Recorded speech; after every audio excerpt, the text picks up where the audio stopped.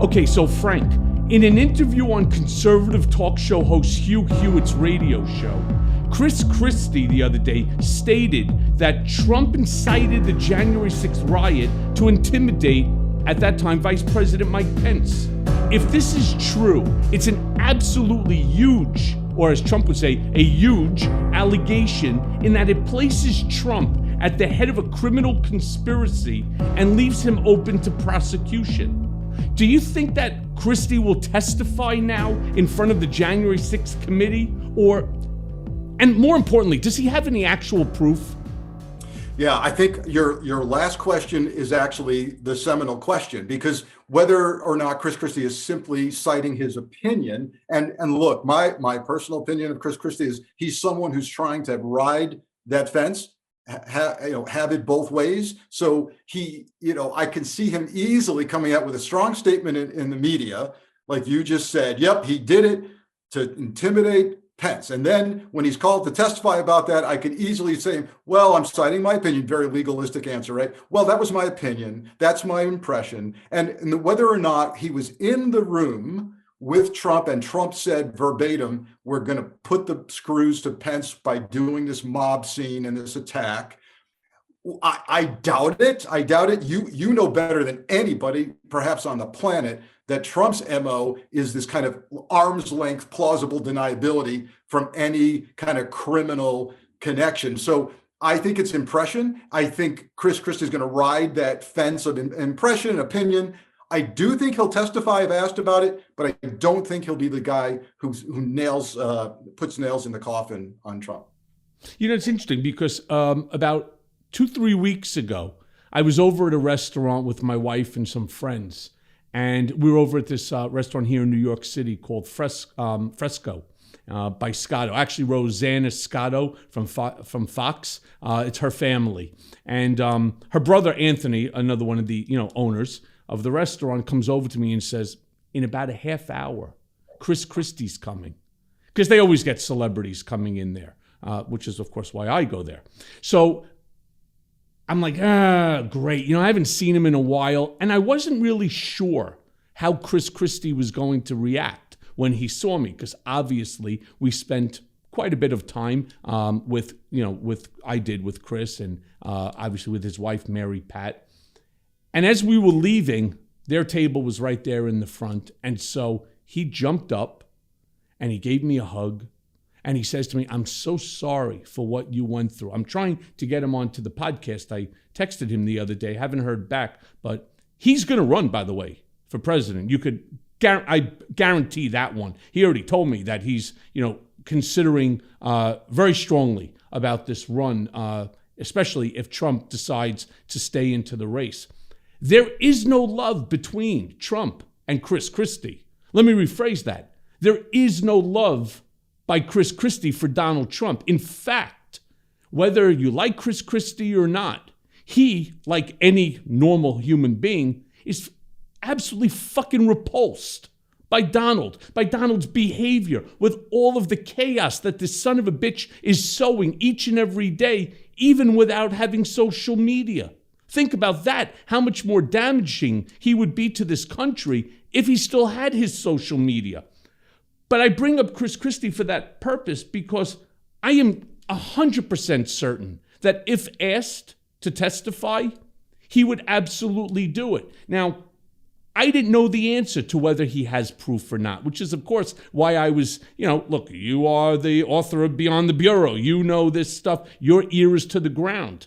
I'm just wondering if you heard that he has any actual proof that could do more than just basically corroborate the tens and tens and tens of thousands of documents that the January 6th committee already has, or the 300 individuals who already testified and their, 2,700 hours worth of testimony.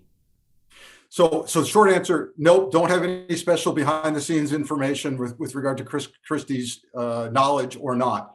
But I want to say this, if he's running, and I'm eager to get your opinion on this, if he's going to run, let's assume you're right, and he's going to take a crack at the presidency.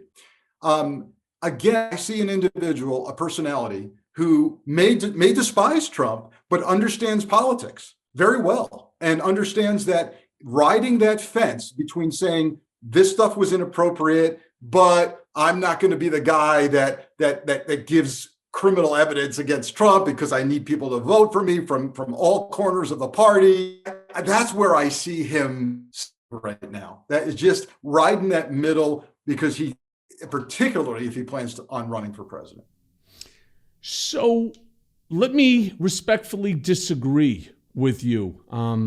The way I know Chris Christie, he's an incredibly, as you stated, he's a very calculating politician. And right now, the wave is not riding in Donald's favor. We're seeing, even though it's not significant numbers, we're seeing numbers falling as far as his popularity is concerned, even amongst Republicans. Yes, we're seeing a fissure. We're seeing a small fissure, a small crack starting to develop. I totally agree. Pence is, we'll talk about it later, but yeah, Pence making the statement at the Federalist Society, Romney coming out, Mitch McConnell coming out. Something's beginning to happen, and whether Christie sees himself as siding with the Liz Cheneys and Adam Kinzingers of the world that are really taking the high road and doing the right thing, or whether he still tries to ride that middle. You're telling me he may end up doing the right thing if he has the evidence? He'll do the right thing with or without having the evidence, because it's politically expedient for him. What he needs to do is to be the guy, the first one out of the gate, to say what Trump did was wrong. I agree with Mitch McConnell. Donald Trump tried to create an insurrection. Donald Trump is responsible for the riot. For the riot on the Capitol on January 6th. Donald this, Donald that. But legitimate stuff. I'm not talking about saying, Donald Trump is the guy responsible for putting all the space garbage up in the atmosphere and so on, or X, Y, and Z. I'm talking about legitimate stuff, things that he's responsible for. Donald Trump ripped up paper. He ripped up paper that doesn't belong to him. It belongs to the people of the United States of America. He's not authorized to do that. Donald Trump stole 15 boxes and sent them off to Mar-a-Lago, right? That now has to be, picked up by the National Archives, right?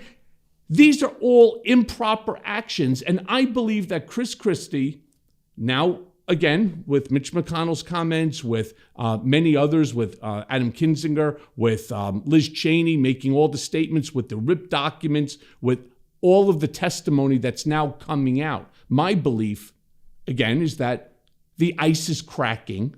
Yep. And I think Chris Christie wants to be there as the guy that basically took the sledgehammer to the ice that Donald Trump fell through into the frozen pond, and ride it all the way to the office of the presidency. Right. The question is, so the nature of a politician, of course, is to put that finger in the wind and figure out which way the wind is blowing, right? But it's going to require, and you mentioned, the crack in the ice. If you happen to be on a lake and it starts cracking, right? And you've got to figure out quickly, where am I jumping? Am I jumping on that ice flow, or am I jumping on this ice flow? And it's going to require Christie to do something a little different. If you watched his really good interview Nicole Wallace did on MSNBC with Chris Christie, it was masterful. And he was trying to have it both ways, and she was calling him out on it, right? So it's going to require a shift for him, which he's quite capable of doing, becoming much more stronger and outspoken about Trump. And I hope you're right. Yeah. And, one of the things that he also knows about Trump, using your analogy of whether to jump to the left or the right in order to extricate yourself from the, cracking ice. He knows that Donald's too stupid to jump, that he doesn't believe that God would allow the ice to break while he's standing on it, because he, of course, is the next coming. I mean, that's really what a narcissistic sociopath is thinking, and that's what we all know about Donald, who is emphatically a narcissistic sociopath. Got it. And ultimately, as in studying great literature, the tragic flaw of the tragic hero would be your own downfall. Your own character traits lead to your own downfall, and that may be it. Sure, that's the story of Icarus, right? Yeah. Who, with the waxed wings, decided he wanted to fly, as close to the sun as he could. Hence, of course, the wings melted and he plummeted to Earth and died. Exactly. That's Donald. Yep. Donald believes that he can fly, and we're going to show him, thanks to people like yourself and so many others out there speaking, telling the truth, showing the documentary evidence, talking about things that are actually happening instead of this right-wing Fox Media, OAN, Newsmax that makes up lies. It is all lies. If you watch it for 15 minutes and then you turn around and you watch, CNN, MSNBC, ABC, NBC, CBS, and you say, I'm not even sure I'm in the same realm. The lies, something I do because I do this for a living. I do have to watch Fox occasionally to the point of intolerance, which is about 15, 20 minutes. And I will tell you this, the lies are getting more and more brazen. A year ago, it required some research to, is that right or not? Now you sit there and go, my God, he just made that entire thing up, just entirely made up. I'll give you an example. Tucker Carlson recently said NSA admitted that they were spying on him. Absolutely not. They did not admit they were spying on him, but he just sat there and made it up. Anyway. And repeat it over and over and over again until their base, who believed it the first time they heard it, now it's so deep sunken into their head. That's right. It's so true that it's in the Bible, right? Yeah. Yep. So let me ask you this then, Frank. There's a deep concern in states like Georgia that the president's call for massive protests in those states where he is now under criminal indictment will lead to the establishment of very dangerous armed encampments and real violence. Do you believe it's Trump's intent to use his MAGA mob to intimidate state and local law enforcement? And by doing so, what do you believe will be the outcome? All right, so we've gone from a question where you and I had different opinions, there's nuance, there's subtleties, there's theories. This question, I have no nuance or subtlety. I absolutely believe that Donald Trump intends to provoke violence again, as he did on January 6th. And I believe that what we heard him say about the prosecutors, and it was prosecutors writ large with regard to Georgia, he's, New York State Attorney General, Manhattan DA, calling them, vile. I absolutely, when you call for the largest protest ever, when we've just had an insurrection, right? So hard to imagine something more large and impactful than that. And you do it around your own prosecution, absolutely. And then we see the Fulton County DA request FBI assistance for a threat assessment, risk assessment, right? And I was telling people, hey, just let's remember, FBI doesn't do building security, but yes, they do threat assessment intelligence, and they'll do an actual physical security assessment. Yeah, that also tells me she may not completely feel assured by the Fulton County sheriffs or the state authorities in Georgia. So she's looking very deliberately and publicly, looking to the feds for help. This is a real threat, Michael, and I absolutely believe he will try, Trump, if indeed he's indicted, you're going to see him try to provoke violence. And I believe, in a larger strategy, I think the party is also, and I think his associates are also looking toward November and the midterms. And I did a column for MSNBC Daily a couple of weeks ago where I laid out a very, very concerning scenario around the midterms where we have violence over the vote count in key Senate races in places like Arizona, Georgia, and Florida. What comes first to my mind is I remember about a month or so ago reading, there was an article online. I get everything online. I don't even read paper anymore, right? By Vox. And the writer was an individual by the name of Fabiola Cineas, if I'm pronouncing her name right. But I found this article to be absolutely intoxicating. I want to be honest with you here. Intoxicating. Why? First of all, from the headline all the way through the article, really well done. Headline: Donald Trump is the accelerant. And that's what really struck me, which is why I ended up reading it. And it's basically a comprehensive timeline of Trump encouraging these hate groups and these individuals to engage in political violence. And Fabiola runs through this timeline, literally from things that he says to, actions that were taken not just by him. See, this is where Donald is so absolutely crafty. He gets other people to do it too. Like Rudy Giuliani, like his idiot son Eric, like his idiot daughter-in-law Lara, who went ahead and they kidnapped the rally from this young girl, Jennifer Lawrence, this guy Dustin Beckworth, I think is his last name. They hijacked their rally and turned it into a march. Then you had Dopey Don Jr. off into another area, and it's on and on. And then, of course, Roger Stone and the rest of the whole Rat Pack, over at the day before at the hotel. This was all coordinated. And that's how Fabiola runs it through this timeline. So every single person, from Alvin Bragg now to Tish James to Fannie Willis to anyone that's involved in terms of indicting Trump, he's using these code words. He's using these code words to act as, again, the accelerant for more violence against these areas, because that's just who he is. I said it in my last podcast, and I'm going to say it now. There's a line from the movie The Dark Knight. Some men want to see the world burn. Donald Trump wants to see the country burn because he lost the election. And he can't, his fragile ego will not accept it, so he'd rather see the country disappear than him just to go away. Go write your memoir like Barack Obama did, like the Bushes did, like every president before you, instead of putting out some stupid fucking table book basically shitting on our allies and talking about his love letters with Kim Jong-un.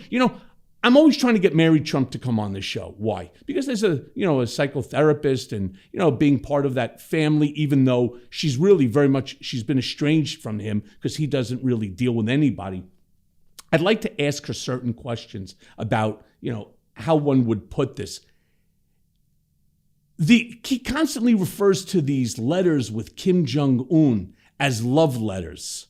Now, Frank, you're a great guy. We've been on my show several times. We've spoken. We've met, the whole 9 yards. God forbid you write me a love letter. You and I are going to get into a ring and someone's going to go down. All right? I'm not interested in any love letters from you.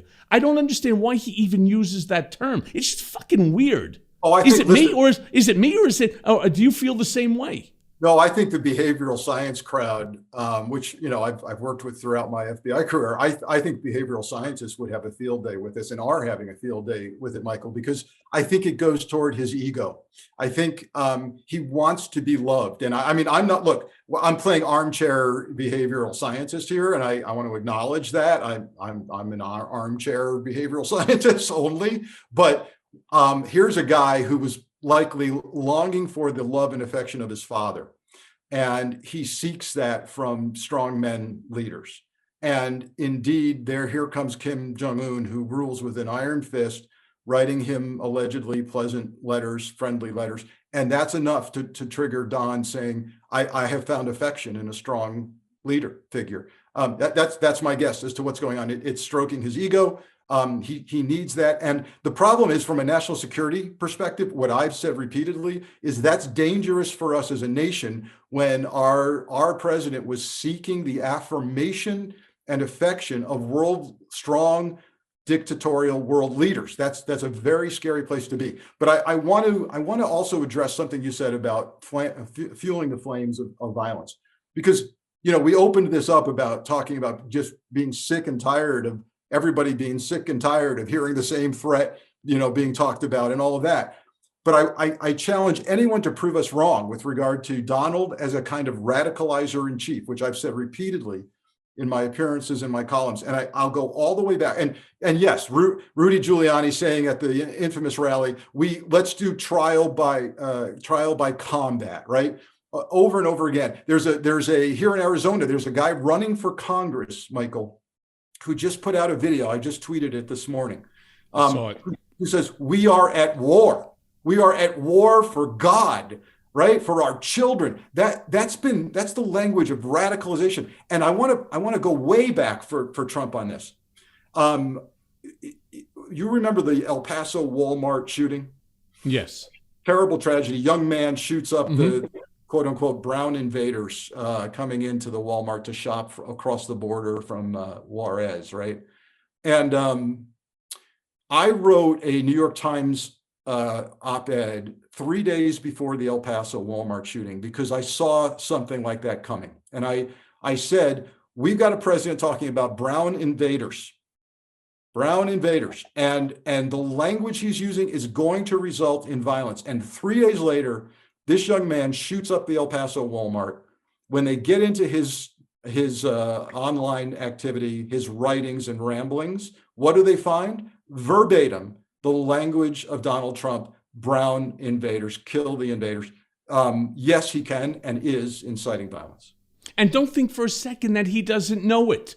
He just realizes that if he uses certain terminology, that they can't attribute, it's a terrible thing that happened. But quite frankly, this is what's going on in our country, and on, right? You're referring, I think, if I'm not mistaken, to Ron Watkins, the guy from Arizona that put this thing out. Right. That's right. Who people sometimes associate with being Q. Yeah.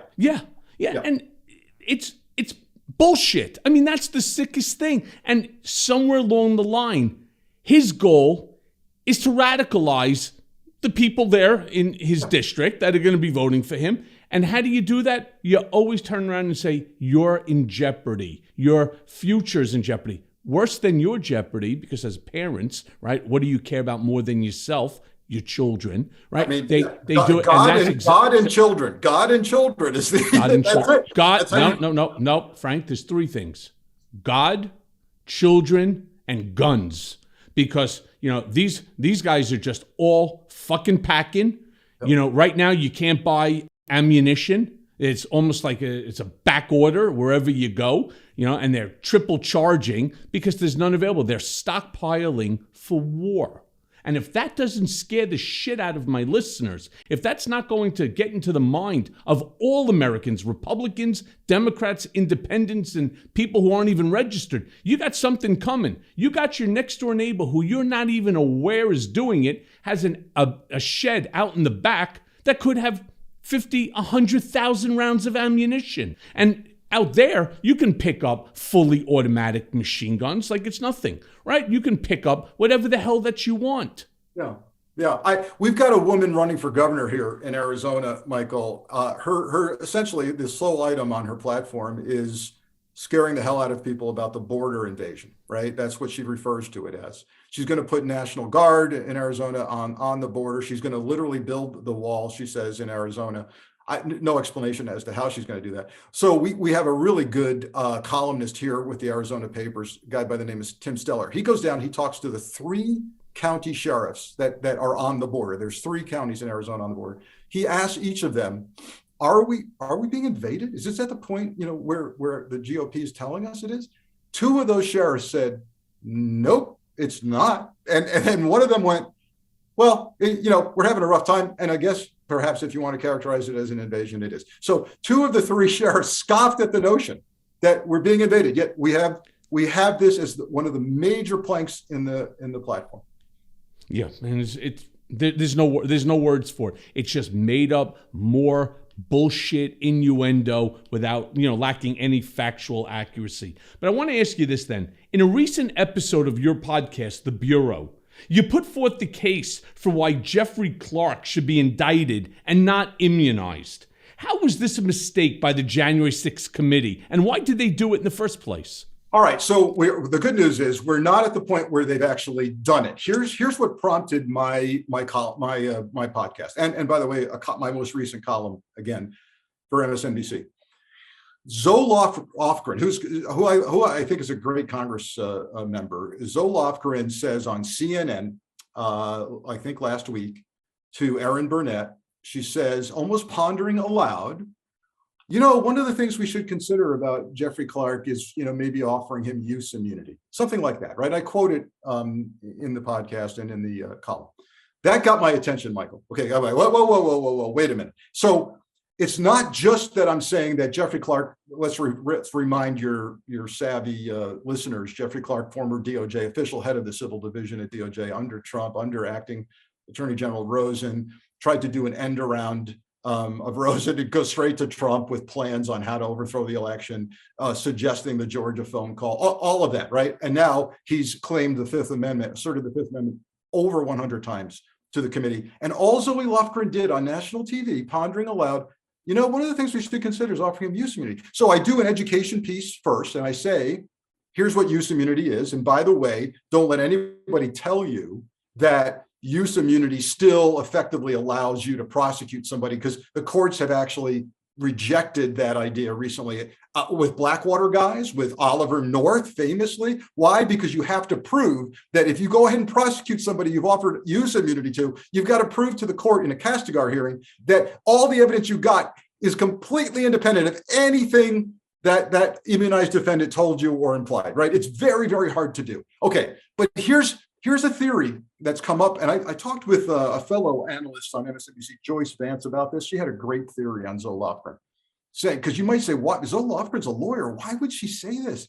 Well, aren't they coordinating with the DOJ? Why would the committee make a decision on immunizing somebody that would impact the ability of DOJ to prosecute him? What is going on? And I said, they're either not coordinating, which is scary, or they did coordinate and DOJ said, yeah, go ahead if you need to offer use immunity. We're not going to prosecute this big fish, Jeffrey Clark. That's very disturbing. But there's another theory that Joyce Vance came up with, which was Zoe Lofgren floated this out there because something's broken with the coordination with DOJ. She's frustrated. Again, this is a theory. She may be frustrated with DOJ on prosecutive decisions, and she's trying to wake them up and say, you know what? We might just offer use immunity to a big fish. What say you, DOJ? That's a theory that unfortunately could be true. Well, unfortunately, I agree with her. And I'll tell you, I can only look at, again, my own personal experiences, and I talk about it all the time. Some of my listeners say, we've heard it. And I'm trying to do the same thing, for example, that Fox is doing. I'm trying to repeat it enough times that people start talking about it. And I'm going to talk about it again. The letter that was written by Ted Lieu and Hakeem Jeffries, July of 2020, asking for an investigation, Michael Horowitz, OIG, DOJ, to open an investigation. And again, I just don't say it because it's beneficial to Michael Cohen. It is a pure and prime example of our democracy in peril, and the fact that the DOJ is like a limp dick. It's fucking worthless, right? And why they've done nothing. Why Michael Horowitz? So on MSNBC, I was with Alex Witt. And prior to my appearance, Ted Lieu was on. And she's the one who brought it up and asked Ted, well, what happened? Oh, DOJ, they don't really tell us. They don't answer. Fuck you. Bullshit. You're a fucking member of Congress. Don't tell me that between you and Hakeem Jeffries, right, that they're not going to tell you whether or not they're intending on opening an investigation. How about calling and asking? But they didn't do that. They both dropped the ball because they got political expediency out of, writing that document. They got on television. They talked about how infuriated they are. So then Alex follows up. And then there turns out there's an answer. Well, let me call it a non-acknowledgement of that letter, stating that we're sorry, 18 months went by, and then it goes on to a whole nother topic that has no relevance and completely unresponsive to the letter. Well, now we're about a month post that interview. Have you heard anything? The answer is no, right? You're talking about an unconstitutional remand of a citizen to prison at the direction of the president through a complicit and willing attorney general. That's not America. That's not democracy. That goes right back to what you talked about, the strong arm tactics of a Vladimir Putin, of a Kim Jong-un, of a Mohammed bin Salman, and others. Michael, I spent 25 years in the system, FBI, of course, answering to DOJ. I have tremendous faith and belief in the system. and I'm giving every benefit of the doubt to DOJ, and I can sit here and give you various clues that I think DOJ is looking at high level conspiracy and coordination, but I can equally give you some observations that make me think maybe they're not. And I do get concerned about while they're doing their thing quietly behind the scenes, more violence is being provoked, more disbelief and lack of credibility is being garnered in the system on both sides, by the way. And the longer you wait, the longer you erode the institutions responsible for preserving our values. So I'm giving them some space and room. I do have contact with certain officials who lead me. They're very, very careful and very tight-lipped, but some of the body language seems to indicate, yep, we're doing our thing. We're doing our thing. Okay. I continue to say I'm not seeing the kind of coordination with the select committee. So if the select committee member Zoe Lofgren is saying on national TV, maybe we'll offer Jeffrey Clark use immunity, I get very, very worried about what DOJ is doing. Yeah, and the problem is the longer that they continue this inaction or the appearance of inaction, the more that the DOJ's reputation and belief that there actually is real, law going on here is eroding. And look, I understand you worked in that division, and these are people who you consider to be the professionals, and these are your colleagues. I do. That's because they never went after you, right? Once they start to target you, and then you have two members of Congress, and I've reached out to both offices, Ted Lieu's and Hakeem Jeffries. Fucking crickets. How could you have crickets when a citizen, forgetting it's me, right? It could be you next, Frank, because you said something that the Supreme Leader doesn't like. It could be anyone, any journalist. It could be any television, reporter or moderator. It could be anyone that the Supreme Leader thinks is or has on his hit list.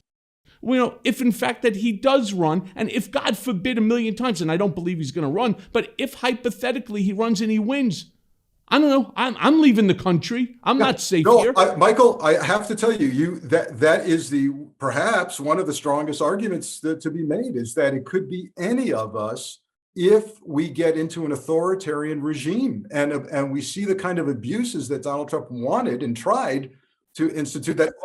Frank, change it, and did it to me. So just use me as the example, because if he could do it to me, rest assured, my friend, you're fucking next. And everybody else is next too. No argument there. I can't argue. Let me move on then for another area about the FBI. Because the FBI announced yesterday that it's probing a meeting that took place just before the January 6th insurrection between the Oath Keepers and the Proud Boys. Now, you called it a case of intersecting insurrectionists. Do you believe these far-right groups were working in concert as a planned insurrection force? And if so, who do you believe was calling the shots and planning this aspect of a larger plot? There's the big question. So the easier one for me is absolutely, I see some fairly hard evidence of meetings, of cross communication. There's a group of really savvy private intelligence analysts that I associate with. They talk to me about communications and meetings that seem to have happened. So fairly easy for me to go, yeah, I do think there was some level of coordination across these groups. But the groups, I mean, Proud Boys, 3%ers, Oath Keepers, yes. The larger question you asked, the $64,000 question, as they say, is who the hell brought these groups together and coordinated this? I do not believe this was random. I've said repeatedly, they needed the power and surge of that crowd to make the violence happen. In other words, if you had, let's say you had a couple of dozen Oath Keepers, Proud Boys, and 3%ers show up, even armed, and try to walk on any given day, try to walk into the United States Capitol and do harm to people, they're not going to be very successful without thousands of Americans surging the barricades. So why am I saying that? that crowd, that surge had to be coordinated along with the tactical guys, right? They go together. They can't happen in a vacuum. You need the crowd as almost not only a distraction, but as that kind of battering ram, figuratively, to get you in the building. That, to me, that's a coordinated effort. And let me now continue with your theory on the coordinated effort. What do we know already? And I'm not coming up like what others do with speculation. I'm talking facts. We know that these people that entered the Capitol, that stormed the Capitol, that were trying to take over the Capitol, they knew where they were going. They actually had a roadmap inside to Pelosi's office. They had it to the Senate chamber. They had it to Mike Pence's office. They knew exactly where to go. That had to be coordinated. I worked in the Capitol for almost 2 years when I was in college. I got lost every day. Right? One hall, second hall, third hall. I didn't have Waze back then in order to get me from place to place. These people knew exactly where they were going. It is true. These people knew where they were going. Someone got them a map or gave them access to the Capitol in order to identify where they were going. On top of that, we also know that they had weapons stored in Virginia in case that they needed, which is right over the Key Bridge. They would have been back and forth in 15 minutes, 20 minutes. No, that's right. That's not theory. That's solid. They had quick reaction forces staged in various hotels and places around the district. Yeah. And then we also know that the night before at the Willard Hotel, there was a massive meeting. So do me a favor, Frank. Remind me who was in that Willard Hotel. And let's see whether or not we can start to try to piece this together in terms of who was coordinating this. I mean, I know Roger Stone was there, right? The AKA dirty trickster. Yeah, but you've got to have let's not forget Steve Bannon, right? Oh, let's never forget Steve Bannon. Let's not forget Bannon. But when I look at this and I go, who's got some tactical law enforcement or military background, right? And one of the names that comes to mind, and I want to be right up front here.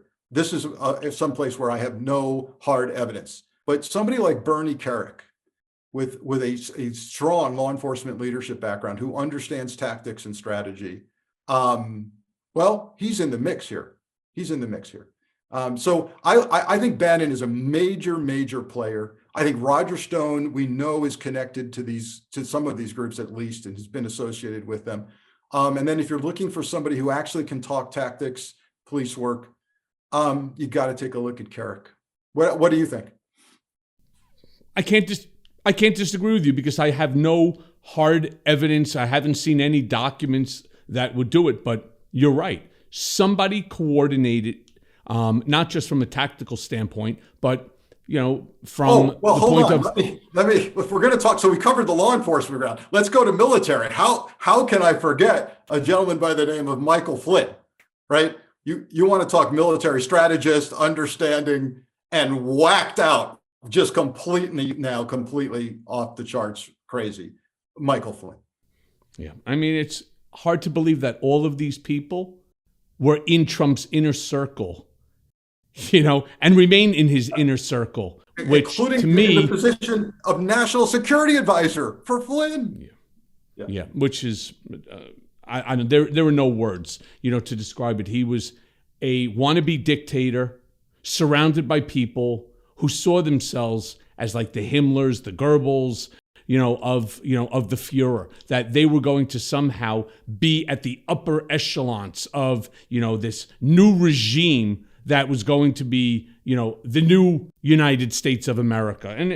And people don't understand just how close we really were to losing our democracy. And if they really figured it out and they really listened to this and they really accept this for what it is, which is fact, you would truly be scared shitless. But let me just move on for a second, because the January 6th committee is now in possession of White House records that show that Trump spoke with Jim Jordan the morning of the insurrection. Now, despite we all know, blah, blah, blah, blah, blah, I'm Jim Jordan, blah, blah, blah, blah, blah, blah, blah, blah. I've never seen Jim Jordan stutter and babble and, mince his words the way he did with that question, right? We know what they'll say. I spoke daily with the president about, all manners of topics related to the running of this nation, as if Jim Jordan is really running this nation. I mean, he gives himself a lot of credit and so on, a lot of pat on his own ass. In truth, what do you think that they talked about, and how likely are we ever to find out the truth? All right, so we're engaging in some conjecture here. I agree with you. From if you're sitting in a class learning about an interview and interrogation and indicia of deception when you're doing an interview with somebody, you play that tape, the video of Jim Jordan responding on air to the question of whether he could remember talking to Trump, before, during, or after. That is classic textbook. Again, he's lying in that video. It's truly just astounding. All right, now here's some good news, and then here's some not so good news. I do see clues that the FBI, in their questioning of major players, as they go through now well over 700, maybe we're at 800 by now, I don't know, defendants in the Capitol attack. I see evidence of, because NBC News got their hands on an FD 302 interview, FBI report form of one of the Oath Keepers. The question was asked of this defendant: do you know anyone in Congress or a congressional staffer? Are you communicating with anybody like that? That's an eye-opening question. Why? Because from my experience in a nationwide, all hands on deck FBI investigation like this one, senior intelligence analysts are creating and drafting what they call the collection list, right? We need to fill these gaps. They're actually telling agents, ask the following questions if you come across an interview with an Oath Keeper or et cetera. That question was not just out of thin air by that FBI agent. I do believe they're looking at congressional connections. Now, you asked the question, what do you think the likelihood of accountability and consequences is going to be? Here we go right back to DOJ, Merrick Garland, and the willingness and the mindset of holding people in office accountable. And I get the balancing act. I get it. The balancing act for DOJ, Michael, is we got about 30% of the nation that's just really on the verge, and with regard to Trump followers, and maybe I'm giving them too much credit for 30%. I don't know, but if we come out and start handcuffing sitting members of Congress, and we got to get this 100% right, and all, as you said, all somebody like Jim Jordan has to do is go, I can't remember, I don't know, because they don't have the content of the conversation, right? There's not a wiretap on these people. They have phone records, but they don't have content. He just disassembles hems and haws, and you lack that evidence. I want people to understand that you can't just drag people off in handcuffs. You got to have some solid evidence and an indictment. And so I don't know. Ultimately, let's go back to something earlier in the conversation, that crack in the ice, that fissure that's developing in the GOP. That, and I hate to pin any hopes, by the way, on the GOP, but that if that keeps going, if that crack widens, if we now have more GOP people seeing the future of their party as not with Trump, more likely the accountability will take the place of Jim Jordan going away eventually. But do I have high hopes? Is hope a strategy? No. And not only is it incredible, to me, it's just incredible that he will never tell what that conversation was about. You're right, though. He'll take the fifth. He just won't answer. I don't remember. So what we also know, which I just find so disturbing, I find it disturbing, is the fact that the DOJ and the committee, they haven't even subpoenaed him at this point in time. And we know from a year ago, if I'm not mistaken, I don't think they've even subpoenaed him yet to testify. And we know for a year already that Jim Jordan engaged in conversations with Trump multiple times. That was his own words. How they didn't already request that he come in. So take the fifth in front of the nation. And then beat them up the way they beat me up at the House Oversight Committee. Really? You don't know? You don't remember what you're talking to the president about on the day of an insurrection? How can you be a member of Congress? I have an idea. Let's not worry about Jim Jordan. Let's turn around and let's censor Liz Cheney and Adam Kinzinger because they claim that it's an insurrection. Well, right, and you know what's coming if the GOP seizes control of the House and/or Senate in November. You're going to see hearings like this, and they're going to force Democrats to say, "I'm not showing up for this charade," and so it's going to be a circus. It's really I can't tell you how dire a situation we're looking at right now. Yeah, it is dire, and that's why I'm so frustrated, because to me, I see it very crystal clear. I know Trump so well. I know exactly what he's thinking right now. I know he wants to see violence in Georgia, in D.C., in New York. I know he wants it. The same way he sat like a petulant child clapping his hands. Yay, yay. Look at all of those people out there wearing MAGA shit in Trump 2020 and fighting for me. Look at that. I see on television that one of my people, right? Good people. These were legitimate. This was a legitimate, what did they call it? A legitimate political discourse. Yeah. Right? Look, he just hit the fucking police officer in the head with a steel baton. Yes, he did it for me because they stole the election from me, even though I know that they didn't steal it, but I need to say, because I have a fragile baby ego, they stole it from me. This is really scary stuff, and we have never, ever in the history of this country, we've never been at a precipice like this for losing our democracy, all because of one man. Well, I remind people we fought a civil war, right? We fought a civil war. That's about as bad as it gets, but I don't want to see another one. And I go back to something we talked about earlier, which is this notion of scorched earth that Trump seems to have, that if I can't win, I'm going to destroy the place. It's almost like if you remember with your kids being toddlers, and they've played with blocks and they've made a big structure with the blocks, and you say, "Hey, we got to go now. It's time to go. We can come back to that later, but we got to go."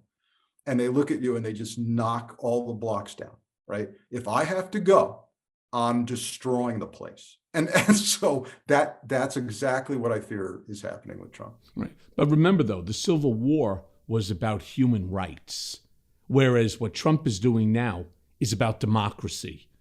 Right? It's a very big difference, at least the way that I see it. And especially, in fact, the fact that I know Trump the way that I do. He wants to destroy democracy. He wants to replace it with him and his family and his sycophantic followers at the helm. But let me just move on for a second, because the RNC labeled the January 6th attack as the legitimate political discourse in their resolution censoring Adam Kinzinger and Liz Cheney. Now, when you first read those words from the RNC, what thoughts went through your mind? Is the GOP now forever broken? Do you think that it's going to break to the point that people are going to say, "I've had enough, no more," simply because they're calling what we all know to be an insurrection, an attempted coup, now a legitimate political discourse? Because personally, I don't think that they can come back from this in any way. Discuss with me. What's your thoughts? Yeah. So first of all, I almost got sick to my stomach when I saw that statement. This kind of canceling of their own people first and censoring Cheney and Kinzinger, but more importantly than individuals, the notion that what we saw on January 6th was some kind of legitimate political discourse. It's a reshaping of truth. It is a complete fabrication. And so I can't, because of my background, Michael, I keep referring back to international terrorism. What we're talking about here is a radicalization to the extreme. And people who choose to believe, that what went on January 6th was not an attempt to overthrow our democratic form of government and the peaceful transition of power, their thoughts have been legitimized, fed to them, and now legitimized by the party itself. And, just in the last 24 hours, we've seen Trump come out and say, Because Mitch McConnell, who rebuked this, by the way, good for him. What does Trump say about McConnell? He doesn't speak for the party. It's Trump reasserting himself, going, I alone speak for the party. They do what I tell them to do. I don't believe for a minute that what's her Ronna name? Romney McDaniel. Thank you. That she came up with that language herself. I don't believe that for a minute. And that was you shouldn't. That was dictated. And you shouldn't. That was dictated to her. Yeah. And it so is. The question of are they forever broken? Forever is a long time, but I will say this. I believe the future of the Republican Party now is not up to things like indictments, arrests, convicted, accountability that we all want and need. I believe now their future is in their hands, and they will dictate their future. And if that crack in the ice keeps going, if people like Pence, maybe Christie, again, hate to pin hopes on anybody like this, McConnell, maybe if that keeps happening, maybe someday, not soon, you don't de-radicalize people quickly. Let me assure you. But someday, can they come back? Yes. When will that happen? We may or may not be alive, Michael. Well, the sad part is that if we don't do it or do something before these midterm elections, there will be no January 6th committee. People like Mark Meadows, or a handful of other of these GOP, individuals, Jim Jordans of the world, they've already said it. The first thing that we're doing when we take over the House, we're shutting this shit down.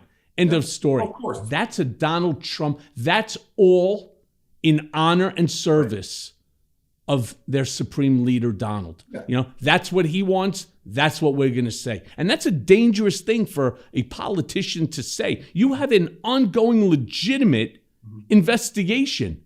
Yeah, and they can shut it down and are threatening to shut it down. And worse than that, they're going to hold the January 6th Democratic committee members responsible. They won't have committee assignments. They won't forget it. Yeah, if they even are able to run again. Kinziger's not running again. But let me just play this out quickly. So yeah, let's say they take control of the House. The committee goes away. That's a given, right? Here's my question. This is damned if you do, damned if you don't for DOJ prosecutors. If they move, you're aware that they by a matter of policy, they don't want to impact an election, take any action, 30, 60 days before an election. And absolutely they should not, right? Because if they start putting big people in handcuffs, say September, October, before the midterms, you run the risk of energizing the Trump base and turning them out more than ever before, and you'll be accused of impacting the election. So I get that. So that's an argument for moving far faster than September, October, number one. There's another way to look at it, which is, yes, we know the committee is going to go away. Yes, we anticipate that at DOJ. So what we're going to do is we're going to start convening our grand juries after they go away, so no one can claim we impacted the election, and then we're going to start handcuffing people. I have a feeling that discussion's going on at DOJ. Yeah, and I have a funny feeling that I don't particularly give a shit, as far as whether somebody thinks that it's right, it's wrong. You cannot allow this thing to fester. You can't allow it to just sit there and brew, because the more that this thing brews, the more it boils over and the more damage it's going to do. And I don't give a shit what any of them say. Our democracy is in serious peril right now. And if they don't see it too, they shouldn't be sitting there, with members with those little fucking pins, members of Congress. I really have a problem with the fact that this thing is dragging its feet. People are losing confidence in our Department of Justice, in our law enforcement. If I hear from one more person how Donald Trump is Teflon, right? He is not Teflon. He's a man, he's a sick man, he's a pathetic man. And at the end of the day, he needs to be held responsible, and it's their job. And if Merrick Garland is too scared to get the blood on his hands, fucking quit. And let somebody who's a little more interested in seeing justice prevail, let him take the seat of Attorney General. But, as we're moving forward here, In the wake of the censor, Mitt Romney wrote the following: "Shame falls on a party that would censor persons of conscience who seek truth in the face of vitriol. Honor attaches to Liz Cheney and Adam Kinzinger for seeking truth, even when doing so comes at great personal cost." My first question is, how sincere can Mitt be in his denunciation when Ronna McDaniel, the RNC chairwoman, is Romney's cousin, and he put her in that position? Secondly, what happens to so-called rational Republicans in the wake of this resolution? Because we saw on that same day, Mike Pence pushed back against Trump at the Federalist Society, where he received a standing ovation. And that's why I say that Trump's ice is cracking. Do you see a window here as the schism widens between the insurrectionists and traditional Republicans? So, although I am a professional cynic, and I've had to, over the course of my career, be the guy that sees and anticipates worst case scenarios, I indeed do see a crack developing, no question about it. Should we stand up and applaud Mitt Romney as a guy who, let's be honest, wants to have it both ways, wants to have his cake and eat it too? Yeah, that's who he is. He's a politician, like it or not. But understand in this environment what it took for him to say that, right? Could it have been stronger? Absolutely. Could he have called for the RNC to retract the statement? Yes, but he is trying within his world and his capabilities to do the right thing. We shouldn't lionize these people. They're not heroes. But you know what? I will take what we can get, Michael. And I do think, as I said, the future is in their hands, of their own party, and they got to figure that out. You know, I want to tell you, I spent a lot of time with Mitt Romney when he was running, for president and so on. He happens to be a very decent man. He and his wife, Ann, and the kids, I got to know them all. Spencer Zwick, his, finance guy. I spent an enormous amount of time with him. He's actually a decent man, and I was so proud of him, even though I've been a Democrat my whole life. Even though I had been forced by Trump to help with Romney and before that McCain and so on, I was very proud of him for standing up, and what I would implore other Republicans there in the House to do, or in Congress, stand up as well and denounce something that is absolutely 100% improper, it's wrong, it's anti-American, it's anti-democracy, and so on. But Frank, as we're coming to the end of the hour, I have one last question for you, and it's a doozy. Mm-hmm. So I want to go to big picture time here for a second, because there's now indisputable proof that Trump presided over a massive criminal conspiracy to overturn the 2020 election. And when he couldn't make this happen, he incited this violent insurrection. When do you think that we'll see the wheels of justice start to finally hold this man accountable? Right? When will the Teflon start to fall off? Or will this just become another Mueller report with a whole lot of fucking smoke and no real fire? All right. So there's a lot there. The question really has been the thread running through our conversation, right? We spent the last hour talking about accountability, when, by whom, how. Is it going to be the GOP? Is it going to be DOJ? What role does the select committee have? And you used the word indisputable proof. And again, you and I both lawyers. I spent my career making cases. Okay. Indisputable in our minds. Yeah, I got that. Yep. Public information so far, damning, you bet. Understand the distinction between what DOJ needs to go to a grand jury, get an indictment, but more importantly, God forbid they get an indictment and they don't win the case. Holy cow, really bad. So they got to prove beyond a reasonable doubt in a courtroom that Trump or people in his orbit did this. Okay, we're not there yet. And DOJ, by God, better be working on getting there. But let's understand, what you and I can easily call indisputable proof doesn't necessarily mean DOJ's got it to convict. They need it to convict. When is that going to happen? I have no absolute idea, but here's the thing. I take Merrick Garland at his word in that speech he gave about we're looking at the top. We're going to look at the top. That he's going to go down trying. I absolutely believe he's going to go down trying. And by that, I mean, he's going to try. And if it causes him to go down, he'll go down, but he's going to try to do it. That is my personal opinion. And my big concern is after the 300, and I say this all the time on the podcast, I've said on television, they've interviewed over 300 people. Each interview is approximately 9 hours, 2,700 minutes, 112 and a half days of continuous round-the-clock testimony by DOJ, by the January 6th committee.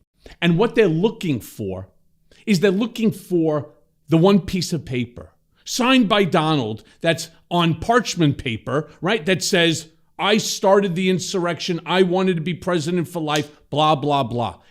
And one thing Donald took away from his early years in business when he employed Roy Cohn, the famous mob attorney, never have your fingerprints on anything, right? Yep. So they're going to have to build a case based upon people's testimony, people who were in that orbit who are telling you what Donald Trump was saying and thinking, simply because you're not going to have a letter. You know, most crimes, there's that real documentary evidence. It's got somebody's name on it, a signature, a movement, this paper. With Donald, he never had an email address. So, yes, I understand it's a little more difficult. No problem. I get it. So bring him up on the dozen charges. Indict him on 12 counts. Don't indict him on one, right? You know, even here in New York, and this has been out there quite a bit, one of the things that the DA and the AG specifically are looking at is the way Donald valued his personal financial statement, including adding that his primary apartment, the triplex at Trump Tower, was worth like $250, $300 million. And he did that based off of a formula that his apartment is 33,000 square feet and it's $10,000 a square foot.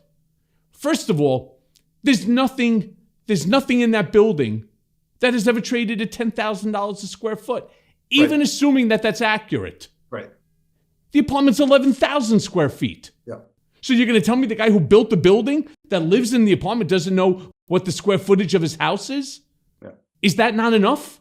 So let me say this. I know we're running out of time, but yes, you got the mob boss approach to life, which is no emails, no conversations, the look, the nod, the wink. Yep, that's him. But let's not forget, with regard to needing paper or some damning evidence, there's two parts to proving that he wanted to overturn a valid election. Number one was people in the room who will say, and I believe we're getting that testimony. I do. People in the room who say, yeah, God darn it. He was saying, yeah, he called Georgia. We got that. He wanted to, the protest. Yeah, all of that. But then the people in the room who are going to say, and we told him there was no fraud, right? Because until you have that, you got a guy who will claim, I had a reasonable belief that there was fraud throughout the states and that we needed to look at it. That's what he's going to say. We need those people. And I believe we're getting those people